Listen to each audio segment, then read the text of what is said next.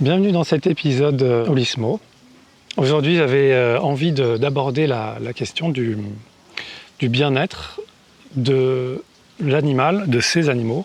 Comment prendre soin de ces animaux, ou son animal, si on en a un, peut avoir un impact sur son bien-être à soi et comment ça peut interagir notre bien-être à nous. Donc, comment le questionnement du comment ces animaux duquel on a la responsabilité peuvent influencer, voilà, encore une fois, le nôtre. Et donc dans cet épisode-là, tout de suite ce thème-là m'a fait penser à toi, Bérangère. Donc Bérangère qui vit au quotidien avec des chevaux, peut-être tu pourras nous expliquer, des animaux, des chiens, des chats, enfin tout ça.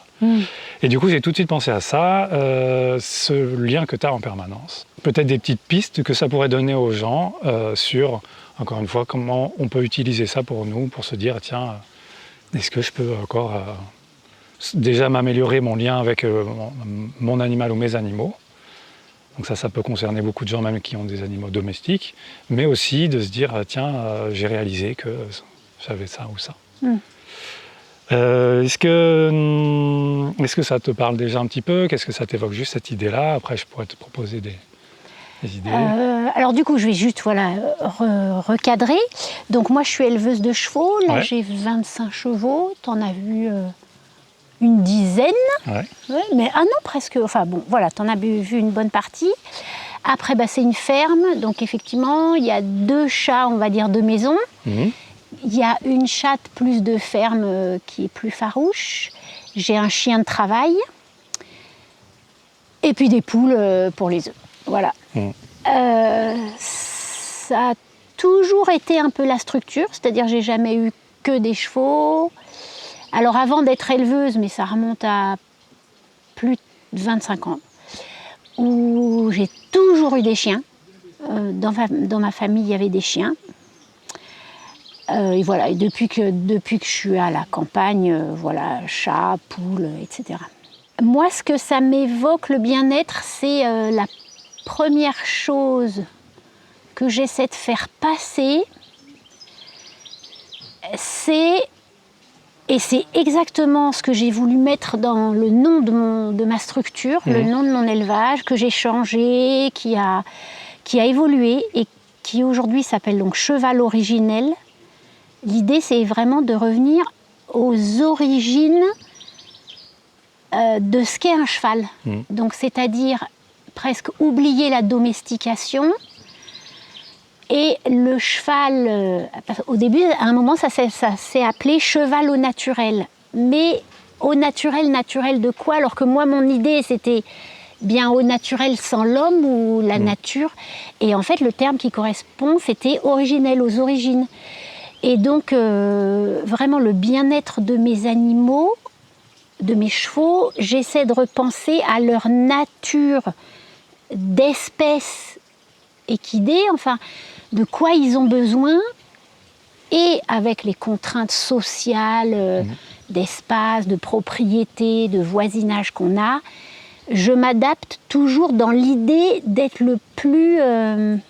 qu'ils aient accès le plus possible à ce qu'ils avaient quand ils étaient des chevaux sauvages, quoi. Voilà, et souvent, je me suis dit que le mal-être que pouvaient vivre les chevaux, plutôt à la ville, bien sûr, plutôt les chevaux citadins, mais pas que, c'est tout ce qu'on essayait, avec notre bon vouloir, mais je trouve pas avec lucidité, d'humaniser nos chevaux.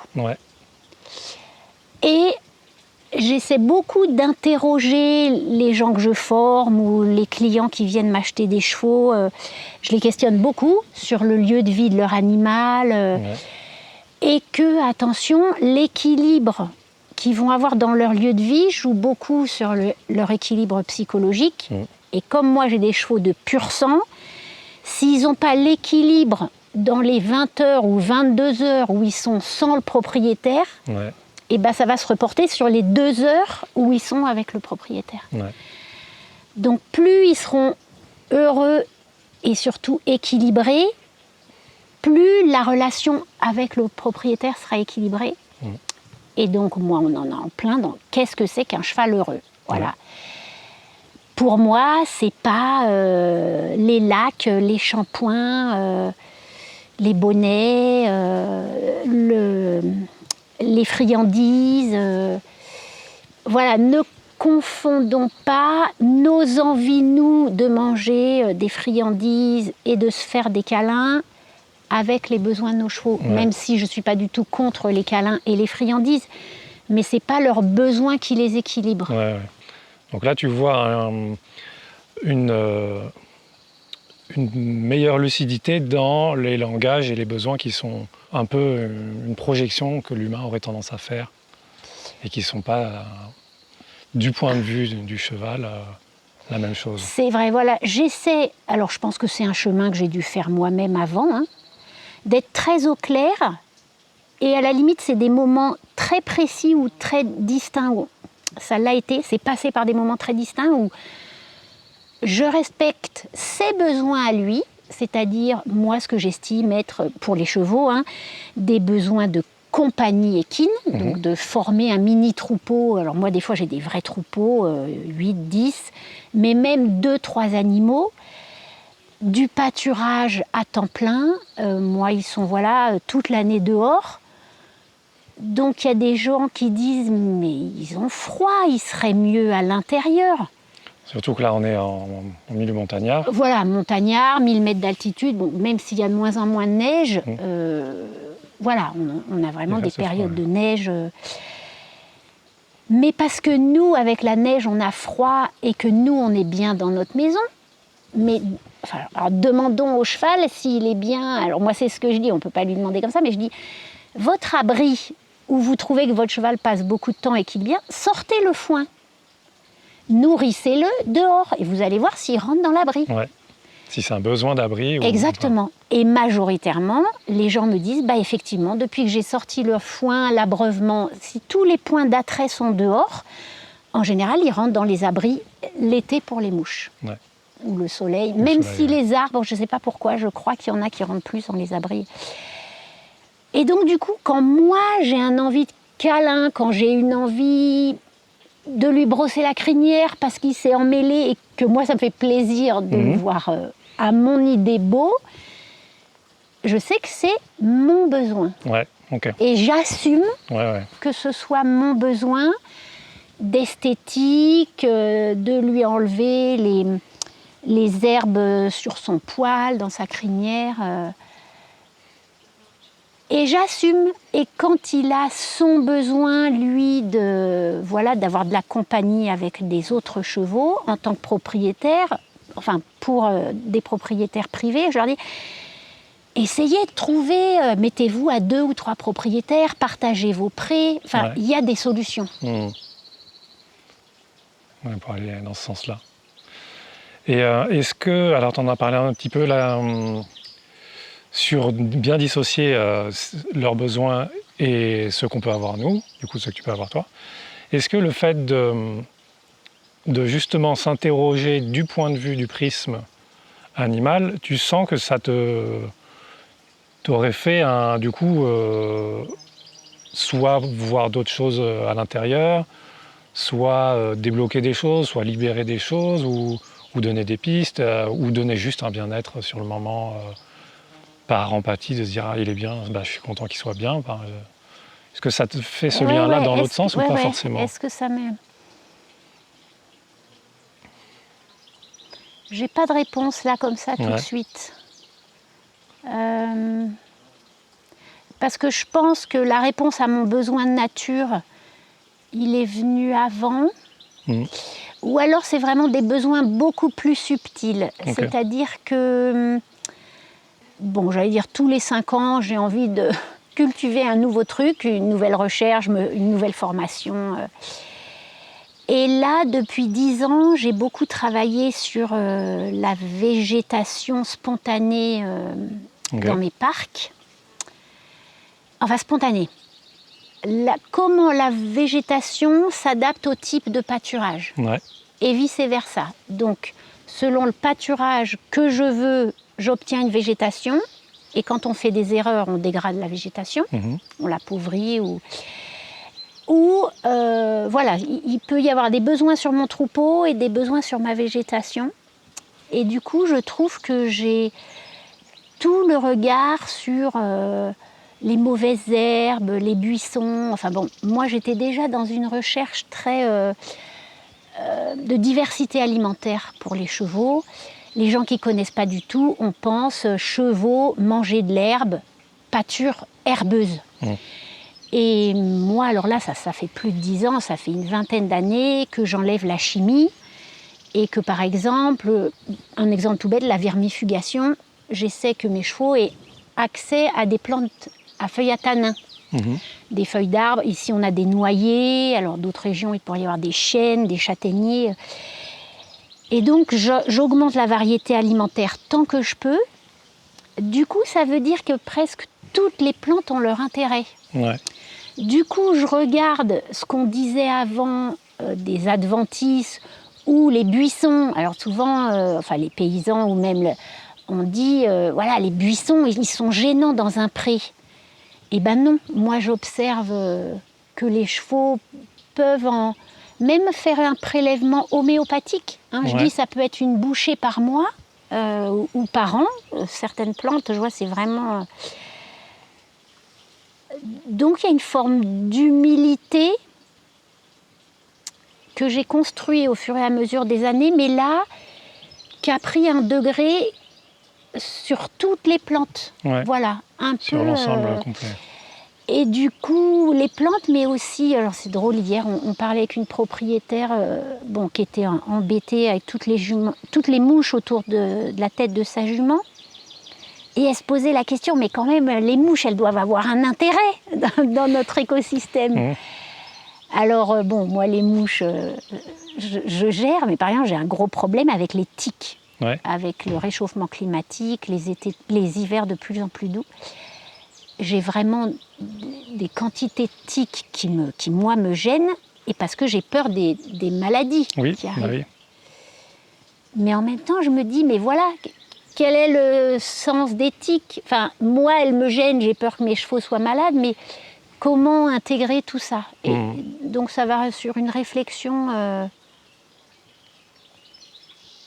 plus holistique, quoi, du coup. Enfin, de comment tout s'intègre, quelle place on a, nous, là-dedans. On essaie de tout gérer, de tout... Enfin, de moins en moins, en fait, j'essaie de gérer en modifiant. Ouais. En contrôlant. En contrôlant, en décidant. Je fais un petit changement et j'observe ce que ça fait. Ouais. Si ça me va, je le garde. Si ça ne me va pas, j'en fais un autre. Mais plutôt tout doucement.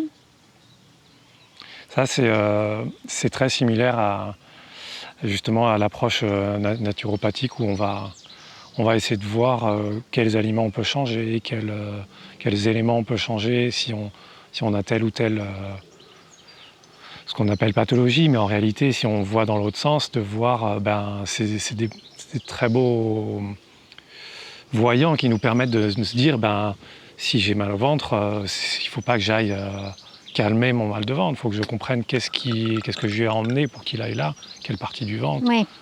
Et est-ce que justement dans l'alimentation je peux le changer? Est-ce que dans les émotions, est-ce que ça, quand on aime bien aussi faire le lien avec les organes et les émotions, et parfois juste changer son mode de vie alimentaire, que ce soit les horaires, que ce soit le nombre la quantité, que ce soit le moment, etc., le nombre de prises d'aliments, entre guillemets, et évidemment ce qu'on va gérer. Parfois de manière très légère, de manière plus intuitive et aussi avec tout un savoir justement naturopathique. Ça c'est un travail qu'on fait beaucoup justement avec Déa qui est fraîchement formé en naturopathie et ça correspond complètement à ce chemin qu'on fait. Et ce que tu dis là, ça me fait vraiment penser à ça. Quelque chose qui intègre le fait que la nature est bien faite, y compris nous humains, on est une espèce aussi, une autre espèce vivante. Et qu'on peut appliquer ça. Alors peut-être que j'en parlerai plus dans une continuité de ça par rapport à l'intuition, qu'est-ce qu'elle peut nous amener, et à l'origine qu'on sait faire ça. Et quand tu dis la dose homéopathique, en fait la nature sait où est-ce qu'elle doit aller. Et peut-être que si nous on arrive aussi à se se libérer aussi des schémas, se libérer du mental et arriver à un petit peu plus se connecter à ça. On peut aussi avoir un bien-être qui revient beaucoup plus au naturel, beaucoup plus à l'origine. Ouais. Et une sensibilité, une écoute. Oui, Je pense qu'on complètement. libère comme des canaux un peu de communication où on nettoie peut-être des filtres qui étaient Ouais. encrassés Mm. par des croyances, Ouais. par des habitudes, par... moi, au niveau agricole, qu'est-ce qu'on... Enfin, moi, j'ai été baignée, voilà, les plantes adventices, enfin, dont on veut se débarrasser. Mm. Alors, c'est sûr que c'est jamais des mots que j'ai employés, même des pensées que j'ai eues, mais jusqu'où elles m'impactent quand même. Ouais.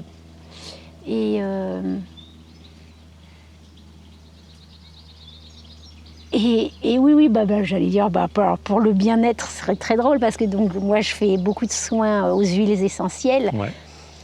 Et les préparations pour les chevaux ou pour moi et mes enfants, ce sont les mêmes. D'accord, ouais. Voilà. Ouais, ouais. Alors, bien sûr, j'ai des gros pots pour les chevaux et j'ai les petits pots pour la famille. Mm. Mais en gros, on fonctionne pareil, notre physiologie fonctionne pareil, les huiles essentielles sont les mêmes. Donc, dans le soin, il y a, enfin, les petites plaies, les trucs, c'est les mêmes. J'utilise les mêmes choses, quoi. Ouais, complètement.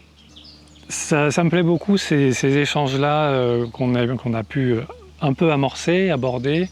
J'ai une sensation que c'est une possibilité assez infinie, on pourrait vraiment beaucoup ajouter. Et ça me plaît bien cette idée aussi, de me dire que peut-être qu'il y aura d'autres épisodes, soit à deux, soit individuellement. J'ai d'autres idées qui me viennent du coup pour la suite, à la suite de ça, même si ça manque pas déjà. Et du coup, voilà, c'est l'occasion de te remercier sur cet entretien-là, et puis en parallèle sur le séjour que je viens de faire, pour ceux qui ne le savent pas, du coup, avec toi, avec vous, pour te remercier vraiment, vraiment profondément pour ces échanges de vie, ces échanges d'avancée. Et voilà, je trouve que voilà, cet épisode un peu matérialiste. Ouais. C'est un peu Merci. cette boucle-là, et donc merci beaucoup. À une prochaine, que vous verrez d'autres choses, c'est sûr, à suivre de toute façon la chaîne Holismo, et puis on vous donnera toutes les informations. Je donnerai aussi les liens sur les activités de Bérengère, et au plaisir de se retrouver en vrai ou en live. Merci.